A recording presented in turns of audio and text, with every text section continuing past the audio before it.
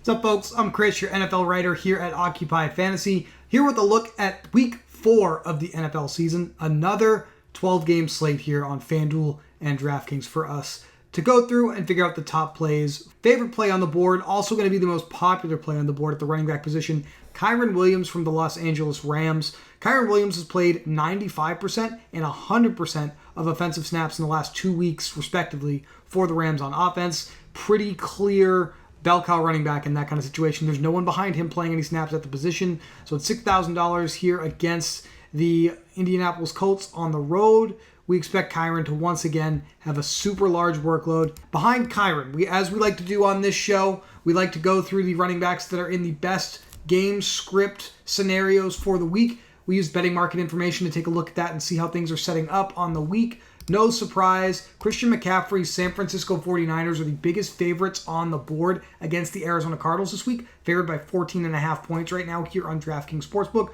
on Friday afternoon. McCaffrey, $9,200. We saw Eli Mitchell get worked in a little bit more on Thursday Night Football last week against the New York Giants, but McCaffrey still had 23 opportunities to touch the ball. He's had a floor of nearly 23 fantasy points every week this season. This is the Christian McCaffrey that we know and love, not just this year, but from years past. And there's no reason to expect any different here going into this matchup with the Arizona Cardinals. The 49ers have excellent run blocking by adjusted line yards. The Arizona Cardinals have a slightly below average rush defense thus far this season, and roughly average defending running backs in the passing game. So McCaffrey should once again have an opportunity to shine here. Something that could benefit him as well is it looks like Deebo Samuel is going to be questionable to play in this game for the 49ers. He has been struggling to suit up in practice. Ayuk, however, on the other hand, should return for this game. He's been able to log limited practices at least, but I would expect one of the two top-end wide receivers available. That would limit the opportunities in the passing game to wide receivers, and maybe we'll funnel some things back to McCaffrey here as the biggest favorite on the board. No real reason not to play McCaffrey other than this salary is just super expensive. Other running back that is extremely heavily favored on this slate, Philadelphia's DeAndre Swift at home against the Washington Commanders. I think we can safely declare this competition heavily in favor of DeAndre Swift now in the Eagles' backfield. Did not really see Kenneth Gainwell rack up more touches against the Buccaneers last week until the result of the game was well in hand. Philadelphia up by 3 scores late in the game. Swift's gone over 100 yards rushing twice now in the last couple of games. Still have not really seen the involvement in the passing game that I think we expected when he made the move over to Philadelphia. But at $5,700 at home, favored against a Washington rush defense that is below average defending running backs in the passing game and roughly average in the running game, Swift should have a really good opportunity to shine here, even if he is giving up some opportunities to Gainwell in the running game here in Week 4. So I like Swift in low-risk contests, especially at the really, really attractive salary here of $5,700. Behind him, we have Tony Pollard of the Dallas Cowboys. Pollard had 26 opportunities to touch the ball last week, 28 the week before that. Disappointing result, obviously, against the Arizona Cardinals not being able to get in the end zone for Pollard, but against the Patriots, hopefully he'll be able to turn things around. The New England Patriots are one of the tougher rush defenses for favorite running backs to be facing this week, so Pollard does have that he'll be going up against here, but they are below average defending these running backs in the passing game on the young season. So Pollard still going to have his 25-plus opportunities to touch the football. Hopefully we'll be able to do a little bit more with them this game than he has over the last couple of weeks.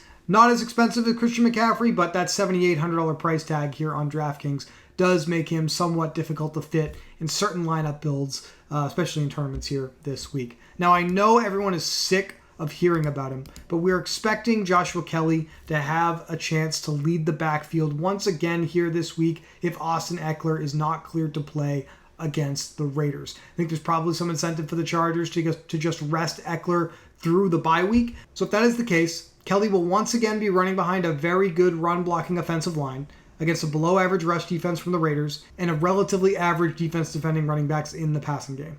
Yes, we've had a couple of dud performances in a row from Kelly, less than 4 DraftKings points in each of the last 2 weeks. Hopefully, if he draws to start again, things will turn around there. Again, we're trying to keep an eye on Eckler's status here to see if he is ruled in or out going into the game on Sunday. That's the biggest thing there with Joshua Kelly and this value play, with the Chargers favored by 5.5 points against the Raiders. The Raiders are going to be without their starting quarterback, Jimmy Garoppolo, almost certainly at this point. He is still in the concussion protocol, and I think that is something that will also work in the Chargers' favor on offense if you're thinking about these running backs in low-risk contests. Speaking of the Raiders and the Chargers, high total games in betting markets. The highest total belongs to one of these games in the 1 p.m. window. The AFC East division tilt between the Buffalo Bills and the Miami Dolphins, 53.5 points here at DraftKings Sportsbook. That's the highest total on the board. Second highest total on the board belongs to that Chargers and Raiders game at 48 points at home for the Chargers here in that matchup. We have the Indianapolis Colts hosting the Los Angeles Rams here in Week 3. Total there is 46.5 points. And we are getting the return of Anthony Richardson under center for the Colts. He has been cleared from concussion protocol. He's practiced all week. He will draw the start on Sunday. That was reported today by their head coach, Shane Steichen. So we can deploy Anthony Richardson. We saw, even in limited snaps in Week 2, what the upside is with the 2 rushing touchdowns that Richardson had against the Houston Texans. Gave us 17.7 DraftKings points in just 1 quarter of play. Richardson's ceiling is massive. His floor is super high. Favorite quarterback for both low and high risk contests this week in my rankings. Number 1 quarterback in my personal projections. Even though that doesn't necessarily match where we stand in the Occupy model. We go over to the Occupy model, which is designed specifically for playing DFS tournaments on FanDuel and DraftKings. Our number 1 quarterback this week, it's expensive, but Jalen Hurts in this matchup against the Washington Commanders has an extremely favorable setup. At 11% ownership on DraftKings and 13% projected ownership over on FanDuel, we also expect Jalen Hurts to be the most popular quarterback on this slate. Justin Herbert in that Chargers and Raiders game is number 2 in the model. I feel like this game stack would rank significantly higher if we were able to rank Jimmy Garoppolo and not Brian Hoyer in his place because of that concussion protocol situation. But I still really like stacking the Chargers regardless of the situation with Garoppolo. And we've seen heavily concentrated production on the Raiders side with Devontae Adams, Jacoby Myers, and Josh Jacobs basically dominating all the opportunities. So I still think Charger stacks with Raider bringbacks very viable here in week number 4. Both quarterbacks between Buffalo and Miami, Josh Allen, Tua Tagovailoa, rank inside the top 7 in the Occupy model here on Sunday. Makes it extremely attractive to use them in tournament lineups this week. The other quarterback that I am interested in, Brock Purdy at just $5,900 here on DraftKings, $7,100 over on FanDuel. San Francisco 49ers, highest implied team total on the board, biggest favorite on the board. We expect a lot of offense there from the 49ers here in week number 4. In low risk, I'm going to ride with Richardson this week. I'm going to ride with the popular running back that we project in the model, Kyren Williams. And let's look at some of the other running backs, see if there's anybody I missed off the top of the video. There are actually a couple of popular running backs this week that aren't amongst that favored group. Already talked about Kyren Williams. Miles Sanders for the Carolina Panthers. Panthers are actually 4-point underdogs this week. And Miles Sanders looks like he's also going to be drawing a questionable tag here for the Panthers because he did not practice here on Friday in the final preparation period for this matchup at home against the Minnesota Vikings.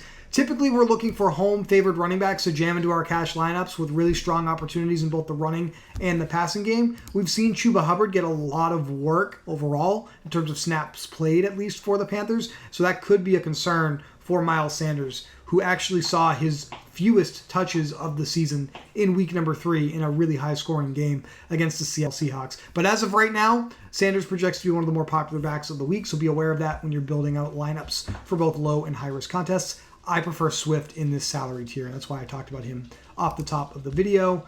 And then we also have Rachaad White in a similar situation, also a 4-point underdog against the New Orleans Saints. So Rachaad White, right in this really affordable mid-range tier, is going to be someone that the field considers in his matchup with the New Orleans Saints, who are a pretty tough rush defense, and the Bucs also have some pretty poor run blocking this year. So I don't know if I love this play as a popular one either. But those are 2 of the other guys in our model, looking at projected ownership on DraftKings, that look to be amongst the most heavily anticipated running backs to be in lineups. Swift and Kyren would be my favorite pair. That isn't super expensive. So I'm going to go ahead and put Swift here in this low-risk lineup that I'm building out. Here on DraftKings, at wide receiver, there's two clear values that stick out this week. I'm going to sort by projected ownership, and you'll see them near the top of the table here. Number 5 and number 6 in the model by projected ownership on DraftKings. Tank Dell, the Houston Texans. We've talked about him in the last couple of weeks of videos. Adam Thielen from the Carolina Panthers has dominated targets from Panther quarterbacks, whether that's Bryce Young or Andy Dalton. We're expecting Bryce Young back this week. These guys are both in the mid-4s in terms of salary tier here on DraftKings. Thielen, significantly more expensive at $6,800 over on FanDuel, so just projecting for 2% ownership over there, where he's probably overpriced. But here on DraftKings, if you're willing to eat the value with these two cheap wide receivers, Tank Dell and Adam Thielen, we have a ton of salary left to build out the rest of our cash lineup here. The other play in low-risk contests that I think is extremely viable, it looks like Pat Freiermuth is going to be the most popular tight end on the board here in week number 4. That's how we have it in the Occupy model, looking at the tight end rankings for the week. We have Freiermuth as just the 8th best play in the model at tight end, but he's carrying by far the highest projected ownership here on DraftKings, double anybody else on the slate there, and about 3% higher than anybody else over on FanDuel. So Freiermuth against the Houston Texans. Texans are a well below average defense defending tight ends this year, in the bottom 25% of the league defending tight ends this year. And again, it's only been 3 games, but it looks like things are going extremely well for this matchup with Pat Freiermuth. So that's why I think he's extremely viable in low-risk contests. We've got 63, 66 per player remaining to finish off our lineup, and that's going to shoot way up if we go with a defense. The number 1 ranked defense in our model this week, looking at opportunity for the number of dropbacks that they're going to face, combined with the amount of pressure they're expected to generate. Believe it or not, the Buffalo Bills are number 1 in our model this week on defense, facing Miami Dolphins defense that just scored 70 points. So that's a little scary for you. There are a couple of other options. I really like the Cleveland Browns here against the Baltimore Ravens. Browns are off to a historic start for any defense in the National Football League, allowing just 3.2 yards per play to opposing offenses through their 3 games thus far, and we have the opportunity to access them here at just $2,800 on DraftKings. So they're my favorite all-around defense in any contest type, low risk, high risk that you can play this week. The other defenses that are going to be popular, a little more expensive, we have the Los Angeles Chargers facing a backup quarterback, most likely in Brian Hoyer, and then we have the Philadelphia Eagles in their matchup with the Washington Commanders, and the 49ers in their matchup with the Cardinals. I just don't think paying up to the highest part of the salary table on DraftKings and FanDuel for a defense makes sense in low-risk contests because it limits what we can do at other positions. So I would prefer to stick to the lower part of the salary tier here. And Cleveland, even though they come in a little lower than Buffalo, I like this matchup a little bit more for the Browns against the Ravens here. In week number 4, Ravens will be without Ronnie Stanley on the offensive line once again, and they will be missing 2 of their starting wide receivers again this week in Odell Beckham and Rashad Bateman.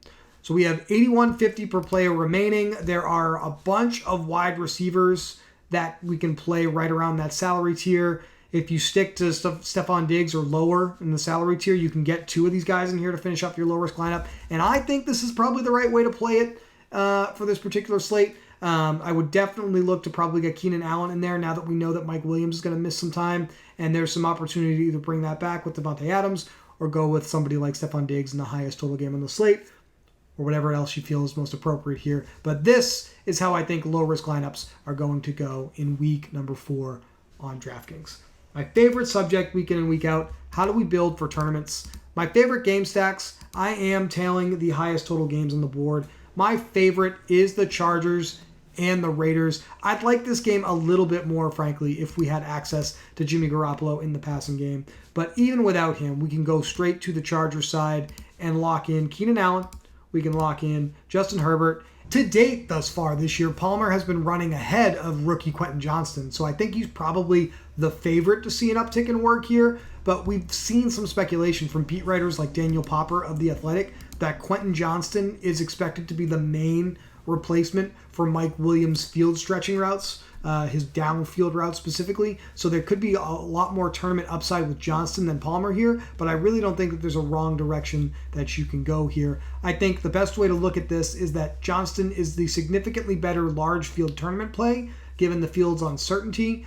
Palmer is probably the safer play in small field contests or a heaven bread even low risk contest if you need to go this far down in salary, because he probably will have more raw playing time, maybe even see more raw targets. He just may see quote unquote less valuable targets that aren't necessarily deep down the field. So we can go with Palmer, stick with the higher salary version of this. We can go to the Raiders side and we can play either Devontae Adams or Jacoby Myers as bringbacks. These guys have dominated their opportunities in the passing game with no one else really seeing any work whatsoever.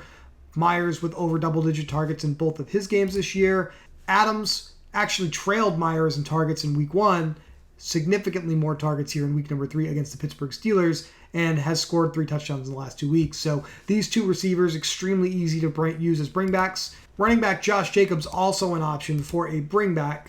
Raiders with pretty poor run blocking thus far on the season, actually the second worst by adjusted line yards, but a extremely good matchup in the running game. Chargers ranked just 27th defending the run thus far on the young season, and maybe they'll lean on the running game a little bit more without their starting quarterback available. So that'll be one angle to take if not playing one of the wide receivers. But 4,500 per player remaining. I need another running back. I need a tight end. I need a flex. And there's ways to do this. I already talked about Pat Freiermuth as the basically popular play at tight end. That raises our salary per player remaining by a decent bit. And then all of these mid-range running backs that are available definitely help us get there. If you just stick with the my preferred cash combo here of Swift and Williams, there's definitely paths to receivers in that $4,400 range.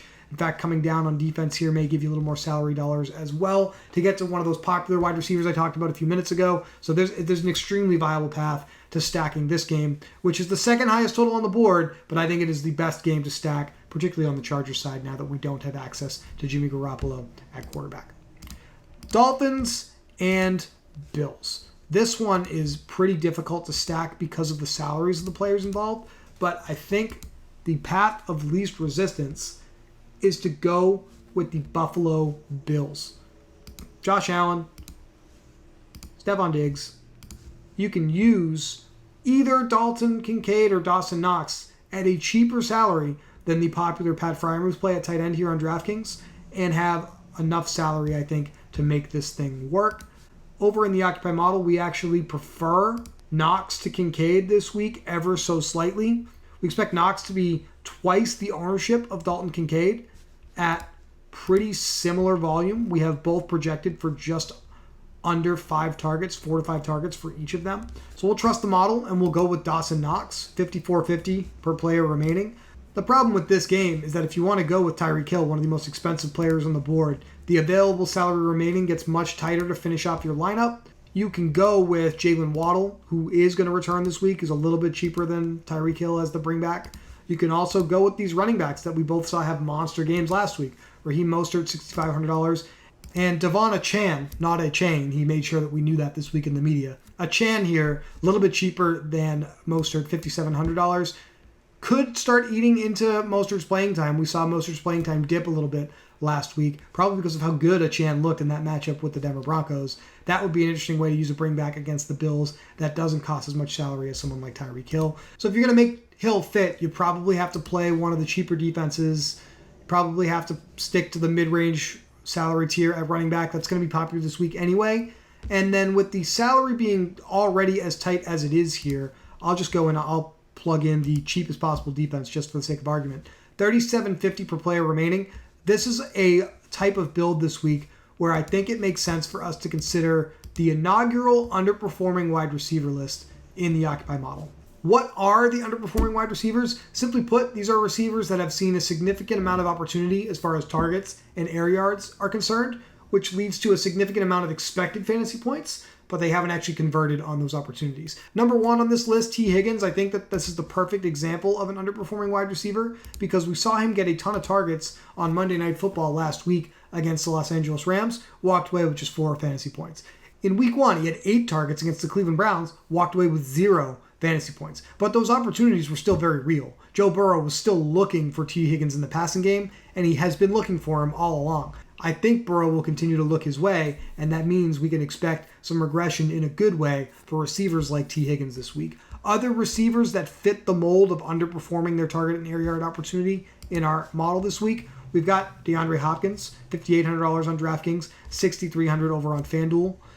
Projected for a healthy 8.5 targets in the Occupy model. So DeAndre Hopkins is another option. That's an underperforming wide receiver that we can use in our lineups this week. Expected to play. He's been questionable pretty much every week over the last few weeks. I wouldn't really worry too much about that Q tag here for Hopkins. Treylon Burks on our next update of the model will be removed. He's actually been ruled out for the week, so unfortunately he's not an option. Our two other underperforming wide receivers, the former Titan, Robert Woods, has seen a decent amount of opportunities. It's been the Tank Dell show for the Houston Texans, but Woods has been right there with him with targets and air yards and hasn't necessarily had the blow-up game yet. Just 4,300. He can make a lineup work. We have a Ram wide receiver in Tutu Atwell, who has not seen as many opportunities as Puka Nacua, but he has been extremely productive on his touches, has an opportunity to have a real blow-up game here against the Indianapolis Colts, so another underperforming wide receiver. And then missing the cut in our model, I think because there is a little bit of injury concern here with this player.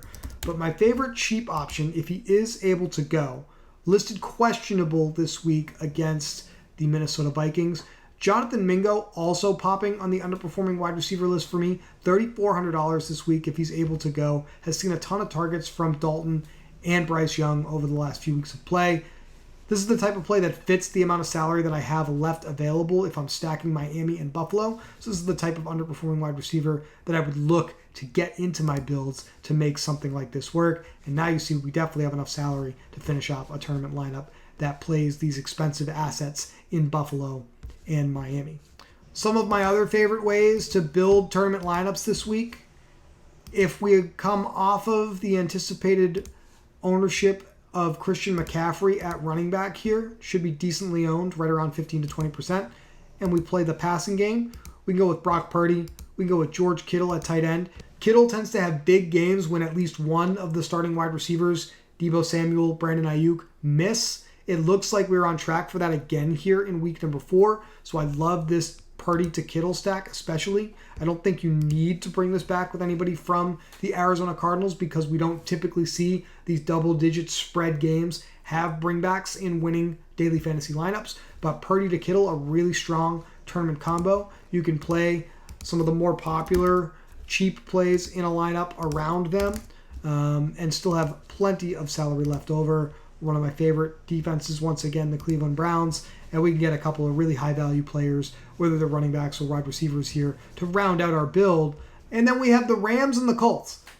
If they're going to have popular pieces in low-risk contests, Kyren Williams at running back, Anthony Richardson at quarterback, then there's an opportunity to play this game in tournaments as well by just adding on a couple of more pieces to make more of a tournament-style lineup in this game that has the third highest total in the week at 46.5 points. So I'm going to leave Kyren in here. I'm going to put Anthony Richardson back in, and I'll show you what I'm thinking about for the Colts and the Rams here in week number 4. Richardson's favorite target has been Michael Pittman, but we've seen Josh Downs have a ton of targets from the slot as well. Obviously, the less mobile Gardner Minshew was much more friendly to him last week with 12 targets in the passing game, but his price did not move at all in light of that type of production. I think we want to harp on that and continue to play him here.